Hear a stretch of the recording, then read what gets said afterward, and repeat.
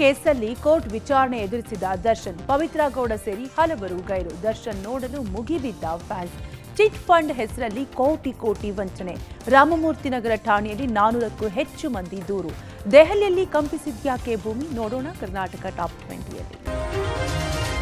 Parappana ಜೈಲಲ್ಲಿರುವ ಎಲಿಟಿಯ notorious ಉಗ್ರನಿಗೆ ನೆರವು ನೀಡಿದ ಜೈಲಿನ ಮನೋವೈದ್ಯ ಸೇರಿ ಮೂವರನ್ನ 6 ದಿನಗಳ ಕಾಲ ಎನ್ಐಎ ಕಸ್ಟಡಿಗೆ ವಹಿಸಲಾಗಿದೆ. ಮೂವರು ಶಂಕಿತರನ್ನ ಪ್ರತ್ಯೇಕವಾಗಿ ವಿಚಾರಣೆ ನಡೆಸಲಾಗ್ತಾ ಇದೆ. ಔಷಧಿ ಬಾಕ್ಸ್ ಅಂತ ಮನೋವೈದ್ಯ ಉಗ್ರ ನಾಸಿರ್ ಹೇಳಿದ್ದ ವಿಳಾಸಕ್ಕೆ ಮೊಬೈಲ್ ಡಿಸ್ಟ್ರಿಬ್ಯೂಟ್ ಮಾಡ್ತಾ ಇದ್ದ ವಿಚಾರಣೆಯಲ್ಲಿ ಬಯಲಾಗಿದೆ. ಜುನೈದ್ ಮತ್ತು ನಾಸಿರ್ ಮಧ್ಯೆ ಹಣ ವ್ಯವಹಾರಕ್ಕೆ ತಾಯಿ ಉನ್ನೀಸಾ ಸಹಾಯ ಮಾಡುತ್ತಿದ್ದಳು ಎಂಬುದರ ಬಗ್ಗೆ ವಿಚಾರಣೆ ನಡೆಸಲಾಗ್ತಾ ಇದೆ. 2023ರಿಂದ ವಿದೇಶದಲ್ಲಿ ತಲೆಮರೆಸಿಕೊಂಡಿರುವ ಉಗ್ರ ಜುನೈದ್ ಹೇಳ್ತಾ ಇದ್ದ ಕೆಲಸವನ್ನ ಮಾಡ್ತಾ ಇದ್ದ ಎಎಸ್ಐ ಚಾಂದ್ ಪಾಷಾ ಎನ್ಐಎ ವಿಚಾರಣೆ ನಡೆಸ್ತಾ ಇದೆ. ಉಗ್ರ ಟಿ ನಾಸಿರ್ಗೆ ನೆರವಾದವರಿಗೆ ಢವಢವ ಶುರುವಾಗಿದೆ. ಇನ್ನು ಎನ್ಐಎ ತನಿಖೆಯ ವೇಳೆ ಸ್ಫೋಟಕ ವಿಚಾರ ಬಯಲಾಗಿದೆ. ಜೈಲಿನಿಂದ ಸಿನಿಮಾ ಸ್ಟೈಲ್ ನಲ್ಲಿ ಹೊರಬರಲು ಉಗ್ರ ಟಿ ನಾಸಿರ್ ಪ್ಲಾನ್ ಮಾಡಿದ್ದ ಎಂಬುದು ಬಯಲಾಗಿದೆ. ಮುಸ್ಲಿಂ ಯುವಕರ ತಂಡ ಬಳಸಿ ಜೈಲಿನಿಂದ ಹೊರಬರಲು ಸ್ಕೆಚ್ ಹಾಕಿದ್ರಂತೆ. ಉಗ್ರ ನಾಸಿರ್ನನ್ನ ಕೋರ್ಟ್ಗೆ ಹಾಜರುಪಡಿಸ್ತಾ ಇದ್ದ ವೇಳೆ ಬ್ಲಾಸ್ಟ್ ಮಾಡಿ ನಾಸಿರ್ ಎಸ್ಕೇಪ್ ಮಾಡಲು ಗ್ಯಾಂಗ್ ಮುಂದಾಗಿತ್ತಂತೆ. 2023ರ ಜುಲೈನಲ್ಲಿ ಮಾಡಿದ್ದ ಪ್ಲಾನ್ ಸಿಸಿಬಿ ಫ್ಲಾಪ್ ಮಾಡಿತ್ತು.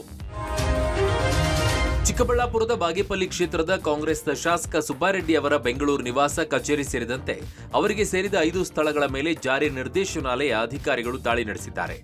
ವಿದೇಶದಲ್ಲಿ ಹಣ ಹೂಡಿಕೆ ಮತ್ತು ವ್ಯವಹಾರದ ಹಿನ್ನೆಲೆಯಲ್ಲಿ ದೆಹಲಿಯ ಇಡಿ ಅಧಿಕಾರಿಗಳ ತಂಡ ಸುಬ್ಬಾರೆಡ್ಡಿ ಅವರ ಮಾರತಹಳ್ಳಿಯ ಮನೆ, ಭಗಿನಿ ಆಸ್ಪತ್ರೆ ಮತ್ತು ಕುಟುಂಬಸ್ಥರ ಮನೆಯ ಮೇಲೆ ದಾಳಿ ನಡೆಸಿ ದಾಖಲೆಗಳನ್ನು ಪರಿಶೀಲನೆ ನಡೆಸ್ತಾ ಇದೆ.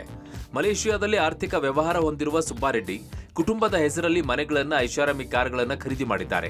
ಉದ್ಯಮಿಯೂ ಆಗಿರುವ ಸುಬ್ಬಾರೆಡ್ಡಿ ವಿವಿಧ ದೇಶಗಳಲ್ಲಿ ಆಸ್ತಿ ಮತ್ತು ವಿದೇಶಗಳಲ್ಲಿ ಬ್ಯಾಂಕ್ ಖಾತೆಗಳನ್ನು ಹೊಂದಿದ್ದಾರೆ. ಸುಬ್ಬಾರೆಡ್ಡಿ ಮಲೇಷಿಯಾ, ಹಾಂಗ್ಕಾಂಗ್, ಜರ್ಮನಿಯಲ್ಲಿ ಆಸ್ತಿಯನ್ನು ಹೊಂದಿದ್ದಾರೆ. ಬಾಗೇಪಲ್ಲಿ ವಿಧಾನಸಭಾ ಕ್ಷೇತ್ರದಿಂದ ಸುಬ್ಬಾರೆಡ್ಡಿ 3 ಬಾರಿ ಶಾಸಕರಾಗಿ ಆಯ್ಕೆಯಾಗಿದ್ದಾರೆ. ಭಾರತದಾದ್ಯಂತ 37, ಬೆಂಗಳೂರಿನ 5 ಕಡೆಗೆ ಇಡಿ ದಾಳಿ ನಡೆಸಿದೆ.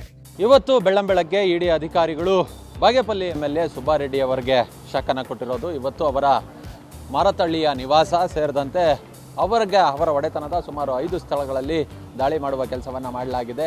ಇದೀಗ ನೀವು ನೋಡ್ತಿರೋ ದೃಶ್ಯ ಏನಿದೆ, ಇದು ಮಾರತಹಳ್ಳಿಯಲ್ಲಿರುವ ಭಗಿನಿ ಹಾಸ್ಪಿಟಾಲಿಟಿ ಪ್ರೈವೇಟ್ ಲಿಮಿಟೆಡ್ ಅಂತೇಳಿ, ಇದು ಸುಬ್ಬಾರೆಡ್ಡಿಯವರ ಒಡೆತನದಲ್ಲಿರ್ತಕ್ಕಂತಹ ಒಂದು ಹಾಸ್ಪಿಟಾಲಿಟಿಯನ್ನು ಕಲ್ಪಿಸುವಂತಹ ಪ್ರೈವೇಟ್ ಲಿಮಿಟೆಡ್. ಇದರ ಮೇಲೂ ಕೂಡ 2 ಕಾರುಗಳಲ್ಲಿ ಬಂದಿರುವಂತಹ ಇಡಿ ಅಧಿಕಾರಿಗಳು ಈಗಾಗಲೇ ದಾಳಿಯನ್ನು ನಡೆಸ್ತಿದ್ದಾರೆ. ದಾಳಿಯನ್ನು ನಡೆಸಿ ಒಂದಷ್ಟು ಪರಿಶೀಲನೆಯನ್ನು ನಡೆಸುವ ಕೆಲಸವನ್ನು ಮಾಡ್ತಿದ್ದಾರೆ. ಚಿತ್ರದುರ್ಗದ ರೇಣುಕಾಸ್ವಾಮಿ ಕೊಲೆ ಪ್ರಕರಣಕ್ಕೆ ಸಂಬಂಧಿಸಿದಂತೆ ಸ್ಯಾಂಡಲ್ವುಡ್ ನಟ ದರ್ಶನ್ ಕೋರ್ಟ್ಗೆ ಆಗಮಿಸಿದ್ರು. ಸಿಸಿಎಚ್ 57ನೇ ಕೋರ್ಟ್ಗೆ ಆರೋಪಿ ದರ್ಶನ್ ಹಾಜರಾಗಿದ್ರು. ನಟ ದರ್ಶನ್ ಈಗಾಗಲೇ ಥೈಲ್ಯಾಂಡ್ಗೆ ಹೋಗಲು ಕೋರ್ಟ್ನಿಂದ ಅನುಮತಿ ಪಡೆದಿದ್ದಾರೆ. ಜುಲೈ 11ರಿಂದ ಜುಲೈ 30ರವರೆಗೆ ಡೆವಿಲ್ ಚಿತ್ರೀಕರಣದಲ್ಲಿ ದರ್ಶನ್ ಭಾಗಿಯಾಗಲಿದ್ದಾರೆ. ನಾಳೆ ವಿದೇಶಕ್ಕೆ ದರ್ಶನ್ ಪ್ರಯಾಣ ಬೆಳೆಸಲಿದ್ದಾರೆ. ಹೀಗಾಗಿ ಕೋರ್ಟ್ಗೆ ದರ್ಶನ್ ಹಾಜರಾಗಿದ್ರು. ಕೋರ್ಟ್ ವಿಚಾರಣೆಗೆ ನಾಗರಾಜು, ವಿನಯ್ ಮತ್ತು ಪವಿತ್ರ ಗೌಡ ಸೇರಿ ಬಹುತೇಕ ಆರೋಪಿಗಳು ಗೈರಾಗಿದ್ದಾರೆ. ಆಗಸ್ಟ್ 12ಕ್ಕೆ ಕೋರ್ಟ್ ವಿಚಾರಣೆಯನ್ನ ಮುಂದೂಡಿದೆ. ಇನ್ನು ಕೋರ್ಟ್ ಮುಂದೆ ದರ್ಶನ್ ನೋಡಲು ಅಭಿಮಾನಿಗಳು ಮುಗಿಬಿದ್ದಿದ್ದಾರೆ. ವಿನಯ್ ಗೈರು ಹಾಜರಿಗೆ ವಿನಾಯಿತಿ ಅರ್ಜಿ ಸಲ್ಲಿಸಲು ವಕೀಲರು ಸಮಯ ಕೋರಿದ್ದಾರೆ. ವಿನಾಯಿತಿ ಅರ್ಜಿ ಸಲ್ಲಿಸಿ, ಇಲ್ಲ ಅಂದ್ರೆ ವಾರೆಂಟ್ ಮಾಡಬೇಕಾಗುತ್ತೆ ಅಂತ ಜಡ್ಜ್ ಸೂಚಿಸಿದ್ದಾರೆ.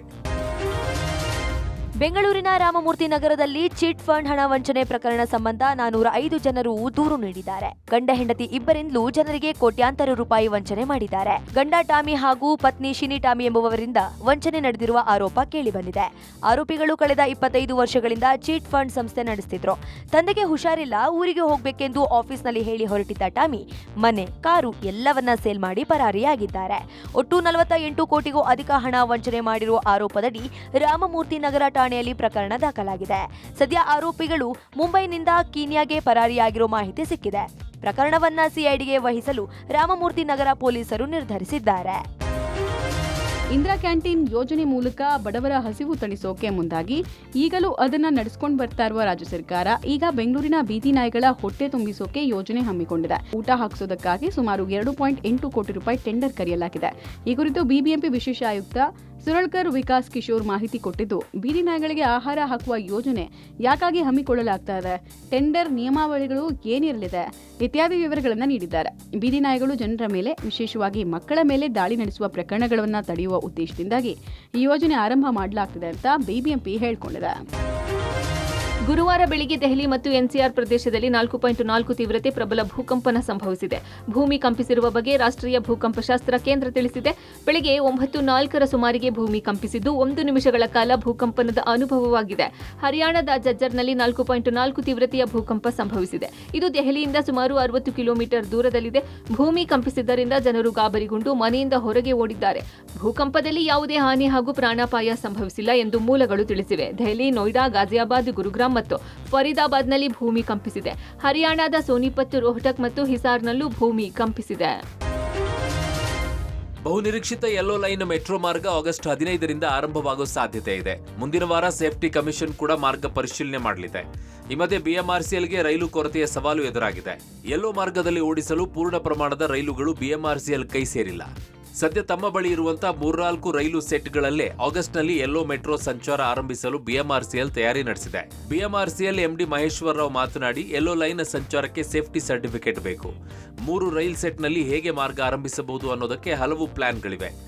7 ಸ್ಟೇಷನ್ಗಳೊಂದಿಗೆ ಯೆಲ್ಲೋ ಲೈನ್ ಆರಂಭಿಸಲು ಸಿದ್ಧತೆ ನಡೆದಿದ್ದು, ಪ್ರತಿ 20 ನಿಮಿಷಕ್ಕೊಮ್ಮೆ ರೈಲು ಸಂಚಾರ ಇರಲಿದೆ.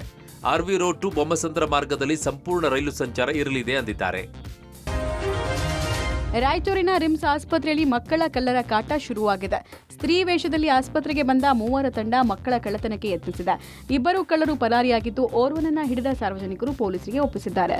ಸೀರೆ ಉಟ್ಟು ಹೆಣ್ಣು ಮಕ್ಕಳ ರೀತಿ ಆಸ್ಪತ್ರೆಗೆ ಬಂದಿದ್ದ ದೇವದುರ್ಗದ ಶರಣಪ್ಪ ಅನ್ನೋರನ್ನ ಪೊಲೀಸರು ವಶಕ್ಕೆ ಪಡೆದಿದ್ದಾರೆ. ಮಧ್ಯರಾತ್ರಿ 2 ಗಂಟೆ ಸುಮಾರಿಗೆ ಬಾಣಂತಿಯರ ವಾರ್ಡ್ ಬಳಿ ಬಂದು ಬಾಣಂತಿಯರು ಗಾಢನಿದ್ರೆಗೆ ಜಾರಿರುವ ವೇಳೆ ಶಿಶುಗಳನ್ನ ಕದಿಯುವ ಯತ್ನ ಮಾಡಿದ್ದಾರೆ. ಇಷ್ಟು ದೊಡ್ಡ ಆಸ್ಪತ್ರೆಯಲ್ಲಿ ಮಕ್ಕಳಿಗೆ ರಕ್ಷಣೆ ಇಲ್ಲದಂತಾಗಿದೆ ಅಂತ ರಿಮ್ಸ್ ಆಡಳಿತ ಮಂಡಳಿ ಮತ್ತು ಗೃಹ ರಕ್ಷಕ ಸಿಬ್ಬಂದಿಗಳ ವಿರುದ್ಧ ಜನ ಅಸಮಾಧಾನ ಹೊರಹಾಕಿದ್ದಾರೆ. ಮಾರ್ಕೆಟ್ ಯಾರ್ಡ್ ಪೊಲೀಸ್ ಠಾಣೆಯಲ್ಲಿ ಪ್ರಕರಣ ದಾಖಲಾಗಿದ್ದು, ಆರೋಪಿ ಶರಣಪ್ಪನನ್ನ ಪೊಲೀಸರು ವಶಕ್ಕೆ ಪಡೆದಿದ್ದಾರೆ. ಕೊಲೆ ಮಾಡಿ ಮೃತದೇಹವನ್ನು ರಸ್ತೆ ಬದಿಗೆ ಎಸೆದು ಅಪಘಾತ ಎಂಬಂತೆ ಬಿಂಬಿಸಲು ಯತ್ನಿಸಿದ್ದ ಪತ್ನಿ, ಪ್ರಿಯಕರ ಹಾಗೂ ಅತ್ತೆಯನ್ನು ಹಾಸನ ಗ್ರಾಮಾಂತರ ಠಾಣೆ ಪೊಲೀಸರು ಬಂಧಿಸಿದ್ದಾರೆ. ಮೋಹನ್ ಕುಮಾರ್, ಭವ್ಯ, ಜಯಂತಿ ಬಂಧಿತರು. ಜುಲೈ 5ರಂದು ಹಾಸನ ಬೇಲೂರು ರಾಷ್ಟ್ರೀಯ ಹೆದ್ದಾರಿಯಲ್ಲಿ 36 ವರ್ಷದ ಮಧು ಎಂಬಾತನ ಶವ ಪತ್ತೆಯಾಗಿತ್ತು. ಮಗನ ಸಾವಿನ ಬಗ್ಗೆ ಅನುಮಾನಗೊಂಡು ಮಧು ತಾಯಿ ರುಕ್ಮಿಣಿ ದೂರು ನೀಡಿದ್ದರು. ಪ್ರಕರಣ ಸಂಬಂಧ ಮೃತನ ಪತ್ನಿ ಭವ್ಯ ಹಾಗೂ ಆಕೆಯ ತಾಯಿ ಜಯಂತಿಯನ್ನ ಬಂಧಿಸಿ ವಿಚಾರಣೆ ನಡೆಸಿದಾಗ ಕೊಲೆಯ ರಹಸ್ಯ ಬಯಲಾಗಿದೆ. 2 ವರ್ಷಗಳಿಂದ ಆಟೋ ಚಾಲಕ ಮೋಹನ್ ಕುಮಾರ್ ಜೊತೆ ಭವ್ಯ ಅಕ್ರಮ ಸಂಬಂಧ ಇಟ್ಟುಕೊಂಡಿದ್ದು, ಇದಕ್ಕೆ ಅಡ್ಡಿಯಾಗಿದ್ದಕ್ಕೆ ಕೊಲೆ ಮಾಡಿರುವುದಾಗಿ ಒಪ್ಪಿಕೊಂಡಿದ್ದಾಳೆ. ಮೋಹನ್ ಕುಮಾರ್ ಜುಲೈ 4ರಂದು ಗಾರೆ ಕೆಲಸಕ್ಕೆ ಹೋಗಿದ್ದ. ಮಧುವನ್ನು ಕರೆದುಕೊಂಡು ಹೋಗಿ ಕಂಠಪೂರ್ತಿ ಕುಡಿಸಿ ಆಟೋದಲ್ಲಿದ್ದ ಬಟ್ಟೆಗಳಿಂದ ಉಸಿರುಗಟ್ಟಿಸಿ ಕೊಲೆ ಮಾಡಿ ಎಸ್ಕೇಪ್ ಆಗಿದ್ದ. ಕೊಲೆಗೈದ ಮೋಹನ್ ಸಂಚು ರೂಪಿಸಿ ಕುಮ್ಮಕ್ಕು ನೀಡಿದ್ದ ಮಧು ಪತ್ನಿ ಭವ್ಯ ಮತ್ತು ಅತ್ತೆ ಜಯಂತಿಯನ್ನು ಪೊಲೀಸರು ಬಂಧಿಸಿ ಹೆಚ್ಚಿನ ವಿಚಾರಣೆ ನಡೆಸುತ್ತಿದ್ದಾರೆ.